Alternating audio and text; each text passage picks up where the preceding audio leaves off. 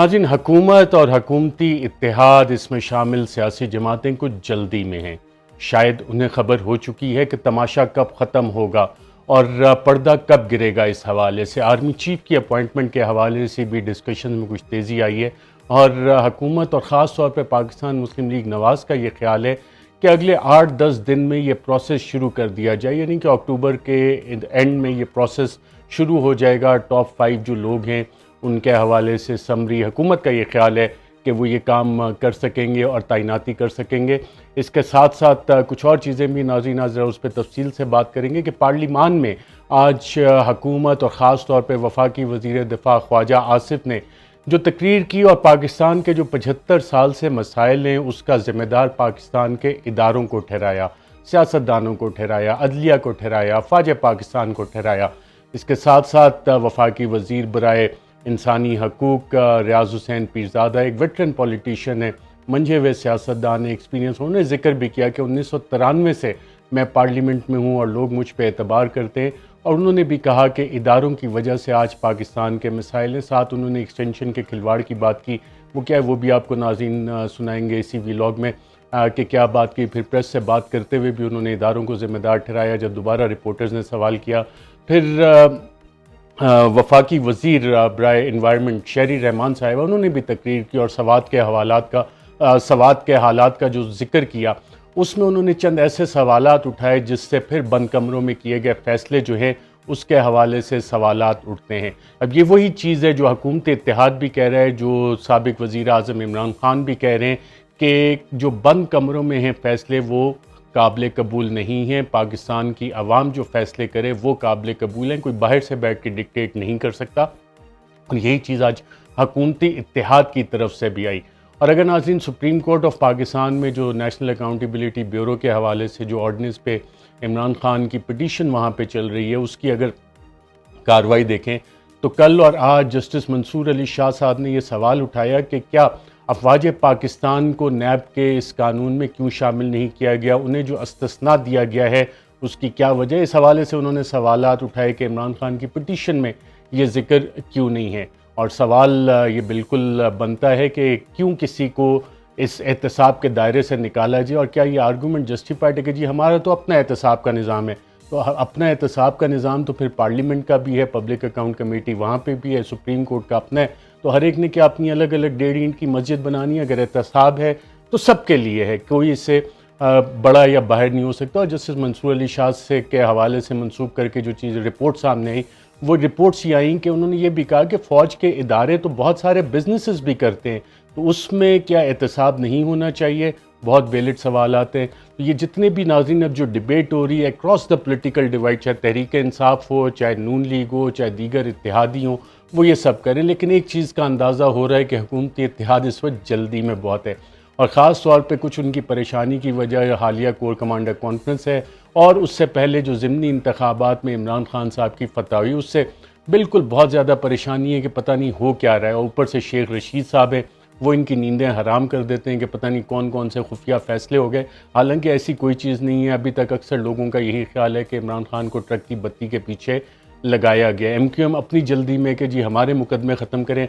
नून league के तो अक्सर मुकदमे ख़त्म हो गए, एक सिर्फ नवाज़ शरीफ का मुकदमा रह गया है, वो भी उनकी डिमांड है कि ख़त्म किया जाए, लेवल प्लेइंग फील्ड दी जाए। और आज नेशनल अकाउंटेबिलिटी ब्यूरो ने साबिक़ सदर आसिफ जरदारी के जो 4 मुकदमात थे उसमें इस्लामाबाद हाई कोर्ट में अपीलें फ़ाइल की हुई थी, वो भी बाकायदा तौर पे विड्रॉ कर ली हैं, वापस ले लिए हैं। यानी कि जो NRO 2 इमरान ख़ान कहते हैं, NRO 2 का सिलसिला बड़ी तेज़ रफ्तारी के साथ जारी है, और उसमें साबिक़ सदर आसिफ जरदारी जो है वो भी उसके बेनिफिशरी हुई है। इसी हवाले से नाज़रीन कल और आज जो सुप्रीम कोर्ट ऑफ पाकिस्तान में हेयरिंग हो रही थी नैब कवानीन, तो चीफ जस्टिस ऑफ पाकिस्तान के इस हवाले से इंपॉर्टेंट रिमार्क्स भी सामने आए कि नैब इन तमाम केसेस का रिकॉर्ड जो है संभाल के रखे, ये किसी वक्त दोबारा भी खुल सकते हैं।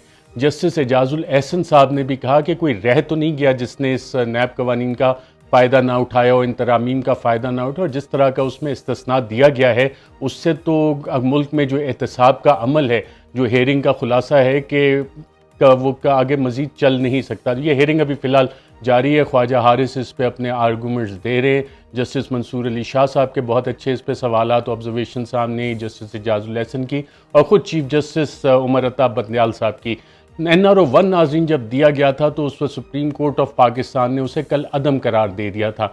अब NRO 2 supreme court of Pakistan के सामने दोबारा है और honourable chief justice Umar Ata Bandial, justice Ejazul Ehsan और जस्टिस मंसूर अली शाह इस अहम मुकदमे की समाअत करें, इस अहम पिटीशन की, कि अगर किसी के आमदन से ज़ायद असासा जात हैं तो क्या वो उसका जवाबदेह है कि नहीं है। ये बुनियादी सवाल है कि अगर आपके पास पैसा आ रहा है और आप उसे एक्सप्लेन नहीं कर सकते तो क्या आपने जवाब देना है कि नहीं देना। और इन तमाम चीज़ों को जो नैब तरामीम की गई जिसको NRO 2 इमरान खान कहते हैं वो ख़त्म कर दिया गया और हमने देखा मरीम नवाज़ की भी बरियत हुई, दीगर और काफ़ी सारे, और आज आसिफ जरदारी के ख़िलाफ़ भी नैब ने मुकदमात की जो अपनी अपीलें थी वो वापस ले ली। एक तरफ तो नाज़रीन ये वाला सिलसिला चल रहा है, दूसरी तरफ अगर मुल्की हालात पर नज़र डाली जाए तो सियासी अदम इस्तेकाम वो बहुत ज़्यादा बढ़ चुका है। किसी को किसी के ऊपर इस वक्त एतबार नहीं है कि कौन क्या कह रहा है। मुल्क की सिक्योरिटी सूरत हाल देखें तो सवात में इस वक्त जो तालिबानाइजेशन है, जो मिलिटेंसी या अस्करियत पसंदी वापस आ रही है, उस हवाले से लोग खड़े हो गए हैं। कल भी परसों भी मुख्तलिफ जलसे हुए, जुलूस हुए। पाकिस्तान तहरीक इंसाफ के साबिक वफाकी वज़ीर मुराद सईद साहब, उन्होंने बहुत काम किया अपनी कॉन्स्टिट्यूंसी में, वहाँ से MNA भी इलेक्ट हैं, उन्होंने भी कई जलसे जुलूस किए और बहुत इंपॉर्टेंट सवालात किए कि हमने बड़ी मुश्किल से कुर्बानियाँ दे के इस जगह पे तरक्की की। और सवात में टूरिज़म जो है, जिसे स्विट्ज़रलैंड ऑफ पाकिस्तान कहा जाता है, बहुत से लोग वहाँ पे जाते हैं, काफ़ी तरक्याती काम हुए, टूरिस्ट पोटेंशियल बाकायदा डेवलप हुई। तो फिर ये कौन साइंसदान थे, कौन अक्लमंद थे जिन्होंने बंद कमरों में बैठ के ये फैसले किए कि अफ़गान हुकूमत ने हमें कहा है, अफ़गान तालिबान ने, और TTP को हमने दोबारा पाकिस्तान में ला के सेटल करना है। तो क्या इसकी कीमत पाकिस्तानी देते रहेंगे? कब तक ये कीमत पाकिस्तानी इन बंद कमरों के फैसलों की देते रहेंगे? और मुराद सईद साहब जितनी पैशनेटली बात करते हैं उसकी वजह है कि उनके ख़ानदान ने ज़ाती कुर्बानियाँ दी हैं सवात में अमन कायम होने के लिए। उनकी वालदा को शैल लगा और पिंडी में जो उन्होंने एक जलसा किया वहाँ यही कहा कि मेरी वालदा तो इसमें ज़ख्मी हुई, मैं नहीं चाहता कि और लोगों की वालदा जो है वो भी दोबारा ज़ख्मी और दोबारा अस्करियत पसंदी अपना सर उठाए। और अस्करियत पसंदी नाज़रीन इसलिए दोबारा बढ़ गई है और बहुत से लोग ये जस्टिफाइड सवाल उठा रहे हैं कि हमने अरबों रुपए खर्च किए कि बॉर्डर की हम फेंसिंग करें, अफ़गान बॉर्डर की। इस पर हमने बड़ी बड़ी ख़बरें भी की, बाकायदा इस हवाले से बताया भी कौम को कि जनाब ये फेंसिंग हो रही है, हमारे बहुत से फ़ौजी भी शहीद हुए। तो इस फेंसिंग के बावजूद ये अस्करियत पसंद कैसे आ गए? कौन इनको लेके आया? किसने सहूलतकारी का काम अंजाम दिया? किसने इनको ये गारंटी दी कि हम इनको सेटल कर देंगे और ये दोबारा हथियार नहीं उठाएंगे? और यही सवालात शहरी रहमान ने पार्लिमान में भी उठाए, कौमी असम्बली में भी इसी हवाले से सवालात उठाए कि हमें अमन चाहिए वहाँ पर, और कुछ कुर्बानियों का जिक्र भी किया। और ये नाज़रीन फ़ैसले जो हैं बंद कमरों में हुए थे और उसके बाद पार्लिमान को बता दिया कि ये हम करने लगें। और पार्लिमान में आज इस वक्त जो हालात हैं कि बोलने से भी लोग डरते हैं, सवाल करने से भी डरते हैं। वो ईवान जिसको कहा जाता है कि सुप्रीमेसी ऑफ द पार्लियामेंट है, लोगों की नुमाइंदगी करता है, हर सवाल हो सकता है, वहाँ डरे हुए सहमे हुए लोग बैठते हैं। और उसकी वजह रियाज हुसैन पीरज़ादा एक मंजे हुए सियासतदान, एक्सपीरियंस सियासतदान है, उन्होंने बताई। लेकिन उससे पहले नाज़रीन मैं आपको बताऊँ कि जो मिलिटेंसी अस्करियत पसंदी का वाक़या है, इसमें आतिफ खान जो खैबर पख्तूनख्वा हुकूमत के वज़ीर हैं, उन्हें भी भत्ते की पर्चियाँ मिलनी शुरू हो गई। उनसे भी कल जो भत्ते की पर्ची आई है उनसे तावान मांगा जा रहा है कि अगर तुम हमें ये पैसे नहीं दोगे तो तुम्हें मार दिया जाएगा। इस तरह के अमन कमेटी के लोगों पे हमले हुए। और ये वो फैसले हैं, ये वो कीमत है नाज़रीन जो पाकिस्तानी कौम दे रही है, जिसने 80,000 शहादतें हुई पाकिस्तानी कौम की, हमारे फ़ौजी अफसरान की हुई, जवानों की, law enforcement agencies, police, FC, levies, आम पाकिस्तानी शहरी, तुलबा, ये हमने कीमत दी। लेकिन बंद कमरों में जब ये फैसले हो रहे थे, बार बार हमने ये सवाल उठाया था, कहा था अपीजमेंट 2004 के बाद कभी काम नहीं की, खुदा का वास्ता ये ना करें। लेकिन चंद साइंसदान जो बंद कमरों में बैठ के फैसले करते हैं वो समझते हैं कि जनाब उनसे ज़्यादा अक्लमंद कोई नहीं है, उनसे ज़्यादा मुहिब वतन कोई नहीं है, और फिर उसकी कीमत कौम इन शहादतों की वजह से देती है। आज अख्तर मेंगल ने भी काफ़ी सारे सवालात उठाए बलूचिस्तान के हवाले से, जिन्हें के वफाकी वज़ीर दिफा ख्वाजा आसिफ ने कहा कि बिल्कुल सही सवालात उठाए और उनके मतन से वो बिल्कुल एग्री करते हैं। और साथ साथ उन्होंने कहा कि दिहाइयों की गलतियाँ हैं जिसकी कीमत आज हम अदा कर रहे हैं, ये defence minister of Pakistan Khawaja Asif ने कहा। साथ उन्होंने कहा कि हुक्मरान अशराफिया ने ये गलतियां की हैं और हमें अपना ज़ाती मुफाद और ग्रोही मुफाद अजीज़ होता है। जुडिशरी ने और अफवाज ने जो इंटरवेंशन की, 4 दफ़ा इंटरवेंशन की, सियासतदानों ने गलतियां की और किसी ने भी सोल्यूशन नहीं निकाला। 1 साल बाद एक मुख्तलिफ राय को बर्दाश्त नहीं किया गया। ये बलूचिस्तान में उस फौजी कार्रवाई का उन्होंने जिक्र किया जिसमें 600 अफराद मारे गए इंडिपेंडेंस के फ़ौरन बाद।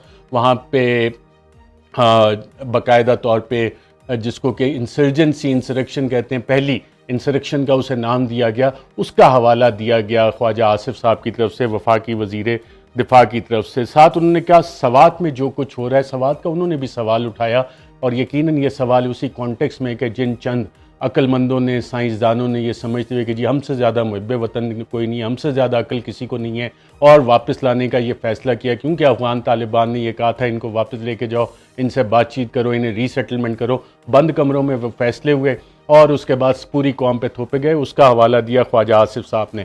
और साथ ही उन्होंने कहा जो मशरक़ी पाकिस्तान में हुआ वो तो 1000 मील दूर था, तो क्या फ़र्क पड़ता है। तो उस वक्त भी ये सोच थी कि ये तो बंगाली, ये छोटे मोटे, और फिर जनरल तिक्का खान वहाँ गए और फिर सोच ये थी कि हम तिक्का बोटी कर देंगे ताकत के इस्तेमाल से, जो कि किया गया। जनरल याया आगा याया मोहम्मद खान जो उस वक्त जनरल रानी के बिल्कुल इश्क में गिरफ्तार थे, शबाब और कबाब दोनों चलते थे। और ये हमीदुर रहमान कमीशन रिपोर्ट के नाज़रीन जो एक वर्जन सामने ये उसमें लिखा हुआ है, साबिक जो रिटायर्ड अफसरान हैं उनकी किताबों में, यादाश्तों में लिखा हुआ है कि ये वो जर्नैल थे जो कि शबाब और कबाब में मसरूफ़ थे और पीछे मशरक़ी पाकिस्तान जल रहा था। वहाँ पे जनरल रानी के इश्क में याया खान शराब के नशे में धुत रहता था और इस पर रिकमेंडेशंस दी गई थी हमीदुर रहमान कमीशन रिपोर्ट में कि किसके खिलाफ कौन सी कार्रवाई करनी है। लेकिन आज तक ना हमीदुर रहमान कमीशन रिपोर्ट को पब्लिक किया गया, ना वो कार्रवाइयाँ की गई, ना एबटाबाद कमीशन रिपोर्ट को पब्लिक किया गया, ना उसकी रिकमेंडेशंस पे अमल किया गया। और इस तरह के बहुत सारे वाक़यात हैं क्योंकि अभी तक हमारी पिछले 75 साल में ये फैसला नहीं हो सका कि पाकिस्तान की असल नुमाइंदगी करता कौन है। और चंद लोगों ने ये ठेका ले लिया है कि जनाब हम ये बताएंगे कि जनाब सेडिशन कौन कर रहा है, गद्दारी कौन कर रहा है, वफादारी कौन कर रहा है, बगावत कौन कर रहा है। और वो जो कानून जो कि गोरे ने यहाँ पे लगाए थे हुक्मरानी करने के लिए, वही ट्रेडिशंस कैरी कर रहे हैं, वही सारे फैसले किए जा रहे हैं। उन्हीं ट्रेडिशंस को फॉलो करते हुए पाकिस्तानी कौम जब बात करती है उन पे इस तरह के मुकदमे, मैं इस पर नाज़रीन मज़ीद भी बात करता हूँ, लेकिन ये वाली जो बात आज ख्वाजा आसिफ ने की, ये वो 75 साल तारीख़ है दिहाइयों का जो ख्वाजा आसिफ ने वफाकी वज़ीर दिफा ने इस हवाले से ज़िक्र किया। और साथ कहा कि हमारी रियासत इस वक्त ब्लीड कर रही है। दूसरे नाज़रीन सियासतदान जो इस हवाले से आज जिन्होंने बात की कौमी असम्बली में, रियाज हुसैन पीरज़ादा साहब ने जो बात की वो आप खुद सुन लें कि क्या सवालात उठाए उन्होंने। वही करना चाहिए हमें इक़्तिदार की कुर्सियों के लिए, चापलूसी इन इदारों के बाहर जिन इदारों ने हमारी तबाही का बहस जो बन चुके हैं। जी नाज़रीन, बात उन्होंने की रियाज हुसैन पीरज़ादा वफाकी वज़ीर, इदारों की चापलूसी। पार्लियामेंटेरियंस को लोग इलेक्ट करते हैं चाहे वो सेनेटर हों कौमी असम्बली के, लेकिन रियाज हुसैन पीरज़ादा क्या कर रहे हैं कि इदारों की चापलूसी से जो लोग आते हैं वो क्या इंडिपेंडेंटली आवाम की बात कर सकते हैं। वो तो फिर उन्हीं के ग़ुलाम होंगे, ग़ुलाम दर ग़ुलाम। कोई इदारों का ग़ुलाम है और कोई इदारे बाहर अमेरिका के ग़ुलाम है, कोई बरतानिया के ग़ुलाम है। पिछले 75 साल की तारीख में ये साबित होता आ रहा है। क्या कह रहे हैं रियाज हुसैन पीरज़ादा, सुनते हैं नाज़रीन। मैं इस वक्त इंटरनेशनली भी फेस कर रहा हूँ तनकीद हमारे ह्यूमन राइट्स के हवाले से, और उनको डिफेंड करने के लिए मेरी जिम्मेदारी भी है क्योंकि मैंने हलफ लिया है कि मैंने पाकिस्तान के इदारों को भी डिफेंड करना है, लेकिन स्पीकर ज़मीर पे बोझ रख के। जी नाज़रीन, ये एक और अहम बात की कि पाकिस्तान के इदारों का भी मैंने दिफा करना है और मेरी ज़िम्मेदारी है ज़मीर पे बोझ रखे। नहीं मिनिस्टर साहब, आपकी ये ज़िम्मेदारी नहीं है कि अगर इदारे कोई गलत काम करें, इंसानी हकूक़ पामाल करें, अगर कोई मुजरिम हो तो उसका दिफा करना बिल्कुल आपका काम नहीं है, ना कौमी सतह पे ना इंटरनेशनल सतह पे। जो मुजरिमान हैं इंसानी हकूक़ की जो पामाली करते हैं, उन्हें आपकी ज़िम्मेदारी है कि उनको कटहरे में लाएं, कानून के कटहरे में लाएं, उनका एहतसाब करें, उनके नाम बताएं कौम को। और ये आपको करना पड़ेगा। कौम इस वक्त जो 75 साल बाद जिस हम सूरत हाल पर पहुँचे, जब तक इन चीज़ों को एड्रेस नहीं किया जाएगा ये चीज़ें आगे नहीं चलेंगी। आज वफाकी वज़ीर दिफा भी खड़े हुए, रियाज हुसैन पीरज़ादा साहब भी, और उन्होंने भी जो बातें की, किसी ने आज़म सवाती का नाम नहीं लिया कि आज़म सवाती एक सेनेटर, एक पार्लियामेंटेरियन, वो एक ट्वीट कर देता है आर्मी चीफ के हवाले से तो उसे उठा लिया जाता है, उस पर मुकदमा दर्ज कर दिया जाता है, उसे बरहना किया जाता है, उस पर तशद्दुद किया जाता है। इस हवाले से हमारे पार्लियामान में तो बात नहीं उठ रही, लेकिन अमेरिका में कांग्रेसमैन इस पर सवाल उठा रहे हैं और बिल्कुल बजा सवालात अब बाहर से उठ रहे हैं, क्योंकि जो इदारों में लोग बैठे हैं कि अगर आर्मी चीफ जो है उसके हवाले से कोई ट्वीट कर दे, बात कर दे, तो उसे उठाएंगे, बरहना करेंगे, तशद्दुद करेंगे। तो इसका दिफा कोई नहीं हो सकता, इन मुजरिमान को सामने आना चाहिए। और इस हवाले से जो सेनेटर्स ने पीटीआई के ऑनरेबल चीफ जस्टिस को एक दरख्वास्त दी है, आज दूसरा दिन हो गया, उस पर ऑनरेबल चीफ जस्टिस की ऑफिस की तरफ से अभी कोई कार्रवाई सामने नहीं आई कि इस पे क्या एक्शन लेना है, जो मुजरिमान है उनका करना क्या है। तो रियाज हुसैन पीरजादा आगे क्या फरमाते हैं, नाज़रीन वो भी सुनते हैं।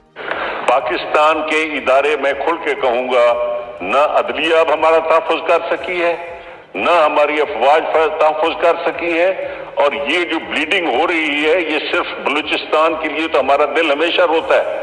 और जो फाटा में हुआ, जो गैर मुल्की मदाखलत के लिए हम इस्तेमाल हुए, जो गैर मुल्की मुदाखलत के लिए हम इस्तेमाल हुए, ये नाज़रीन एक तारीख़ है। सियाटो सेंटो से लेके अफ़गान जिहाद की, जनरल ज़ियाउल हक़ के दौर में, जनरल मुशर्रफ के दौर में वॉर अगेंस्ट टेरर की, और अब जब दूसरी कोल्ड वॉर शुरू हुई है तो उसमें फिर हमारी अलाइनमेंट जो डिक्लेयर्ड नेशनल पॉलिसी है, क्या उसके ख़िलाफ़ है और इसकी कीमत कौन अदा करता है? इन बंद कमरों में फ़ैसलों की पाकिस्तानी कौम अदा करती है। जो रियाज हुसैन पीरजादा वफाकी वज़ीर कह रहे हैं कि बलूचिस्तान, फाटा, खैबर पख्तूनख्वा, और ये किस लिए हो रहा है? क्योंकि जो बाहर के फ़ैसले हैं वो हम इम्प्लीमेंट करते हैं, अपने लोगों को हम एतमाद में नहीं लेते।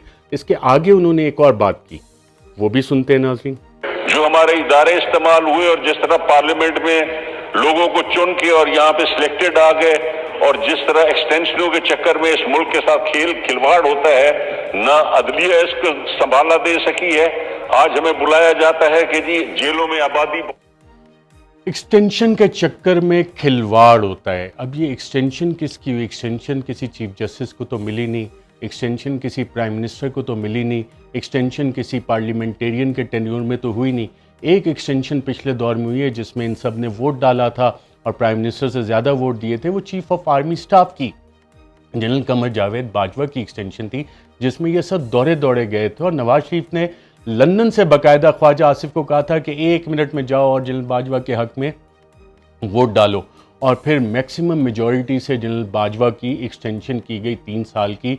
जिसको कि ये खिलवाड़ कह रहे हैं रियाज हुसैन पीरजादा, इस खिलवाड़ में इमरान खान, उनकी हुकूमत, PDM, ये तमाम के तमाम इकट्ठे मुझे सारे के सारे शरीक जुर्म थे जिन्होंने ये एक्सटेंशन की, और इसको बाकायदा तौर पे इन्होंने इस पे वोट डाले। इसमें और भी काफ़ी सारे शरीक जुर्म थे, लेकिन वक्त की बात होती है नाज़रीन, लोग सीखते भी हैं। इस हवाले से वक्त आ गया है कि ये कौम सीखे अपनी गलतियों से और अब आगे चलना चाहिए इस हवाले से। तो रियाज हुसैन पीरजादा साहब ने नाज़रीन इस हवाले से ये बात की। अब जो नाज़रीन मुल्क में मामलात इस वक्त चल रहे हैं, मुत्तहिदा कौमी मूवमेंट, उसकी राब्ता कमेटी का इजलास है, वो भी ये चाह रहे हैं उनके मुकदमा जल्द से जल्द ख़त्म किए जाएँ। जो NRO 2 के बाकी बेनिफिशरीज़ हैं, पीपल्स पार्टी और नून लीग, उनको भी उसी तरह से फ़ायदा दिया जाए। और बाकी जो काम चल रहा है लोकल गवर्नमेंट इलेक्शन, वो तो आपको पता लग ही गया है कि ज़िमनी इंतखाबात में इमरान खान की कामयाबी के बाद ये सब के सब भाग रहे हैं। और इस वक्त PDM में सोच ये है कि अगर इलेक्शंस कहीं जल्दी फोर्स किए जाते हैं, जो इस्टेब्लिशमेंट को इन्होंने बाकायदा तौर पे कन्वे किया है, जो इतलात आ रही हैं कि कुछ इलेक्शन पे बातचीत शुरू हुई, तो पूरी PDM ने कहा है, नवाज शरीफ ने कहा है, मौलाना फजलुर रहमान ने कहा है, आसिफ जरदारी ने, कि अगर वक्त से पहले इलेक्शन करवाए गए तो हम बॉयकॉट करेंगे। इसका सलूशन क्या है? अगर इलेक्शंस की तरफ जाते हैं और ये हुकूमत नहीं चल पाती और नैब के कवानीन वापस आ जाते हैं, तो 2/3 से आने वाली जो हुकूमत है वो इन सब का एहतसाब कर सकती है। और इन्होंने हुकूमत ली क्यों थी? इन्होंने नया आर्मी चीफ अपॉइंट करना था अपनी मर्ज़ी का, जो कि खुर्रम दस्तगीर वफाकी वज़ीर कह चुके हैं, दीगर हुकूमती लोग कह चुके हैं कि हमने अपना आर्मी चीफ अपॉइंट करना था। हमने इसलिए इमरान खान की हुकूमत को घर भेजा क्योंकि एहतसाब बहुत तेज़ी से शुरू होने वाला था, सब के सब ने जेल जाना था, इसलिए उन्हें घर भेजा और अपना NRO 2 लिया। और इस दौरान आवाम के साथ क्या हुआ वो पिछले 6 माह में हमारे सामने नाज़रीन आ गया है कि महंगाई आसमान से बातें कर रही हैं, लोगों के पास बिजली के बिल देने के पैसे नहीं है, बच्चों के स्कूल की फ़ीस देने के पैसे नहीं है, 2 वक्त की रोटी खाने के पैसे नहीं है। इंटरनेशनली आलमी तौर पे पाकिस्तान के बारे में कहा जा रहा है कि पाकिस्तान खुदा न खास्ता डिफ़ॉल्ट कर जाएगा, पाकिस्तान का दिवालिया निकल जाएगा। ये वो कारसानी है पिछले 6 माह में जो इस हुकूमत ने की है। नाज़रीन फ़िलहाल के लिए इतना ही। अपना बहुत बहुत ख्याल रखिएगा। मुझे दीजिए इजाज़त। अल्लाह हाफ़िज़।